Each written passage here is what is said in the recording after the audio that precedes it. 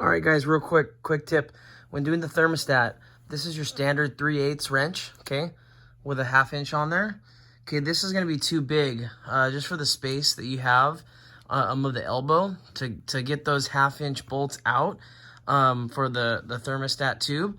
You're gonna need a 1/4 inch socket to get in there. It's a lot smaller. Like you said, it's gonna be 1/2 inch. Okay, so there's your 1/2 inch. Okay, on a 1/4 inch socket though. Okay, it's not gonna be 3/8. It's gonna be the smaller one. Okay, just for to help you guys out. All right, guys. So here's the 180 thermostat. It's the Mishimoto. Okay. So one thing you want to realize, make sure you have a Ziploc bag to go underneath right here to catch all the fluid that comes out. Leave the cap on. If you take the cap off, it's definitely going to drain a lot of the fluid out down there on the belts, and you definitely don't want that. So definitely make sure you got Ziploc, and then this little bevel right here lets the air bubbles out. You can see that thing on the top right there? That needs to be at 12 o'clock. So it's gonna go straight up in like that at 12 o'clock. All right, here we go. 2 1/2 inch bolts. This thing will pop off, pop the old one out. Make sure you lube up the rubber seal with some coolant that leaks out, and you'll be good to go. And I will do a test run on the engine temps after I get it installed.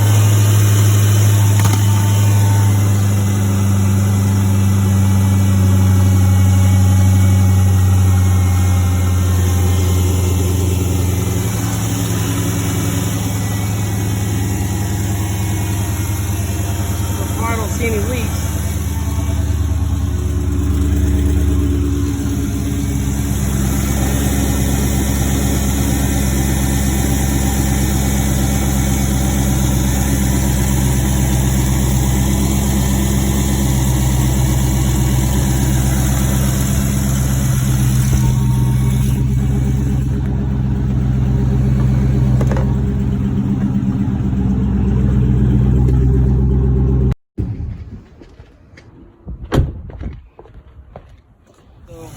Touch this with really hot. I can feel it flowing. The fan hasn't kicked on yet. But it's already, the thermostat already open. Let's see what degree it's at. 178.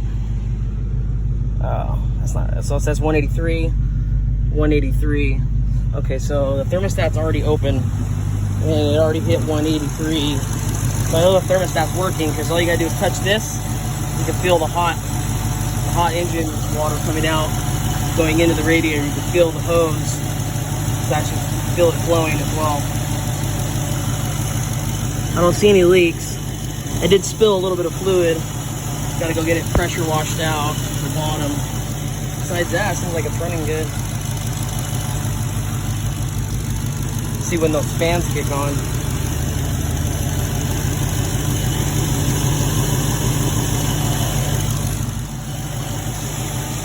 It's running now.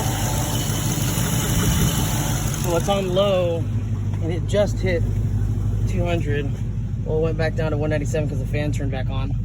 Because the fan turned on. So yeah, about 200 is when the fans kick on. Right about 200 on low speed.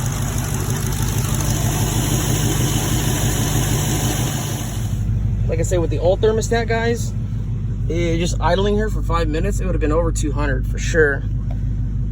The high-speed fan would have already kicked on. Now, once I start driving, I'll have to start driving around a little bit more after I get my coffee now. See if I can get the high-speed fan to kick on. So far, the low speed kicked on to about 200. It's still on right now. All right, guys, so here's the verdict. So I've been driving around for about 10-15 minutes, letting it idle for 5 minutes at a time. Washed off the rims, just try to heat it up. It did spike a little bit over 200. But the low speed fan turned on and cooled it back down, so it's not even getting up to past 195 really. It's staying pretty consistent. As you can see on all my gauges, they're all reading about 194 right now. Yeah, so I mean, the thermostat, obviously it's opening around 180 like it should, and the fans are kicking on about 200, the low speed fan. I'm yet to see the high speed fan kick on, so that must kick on at a higher temp. Must be like 220 or something that the high speed kicks on. So, but it hasn't got that hot yet, so the high speed fan hasn't had to come on. So I'll keep you guys updated.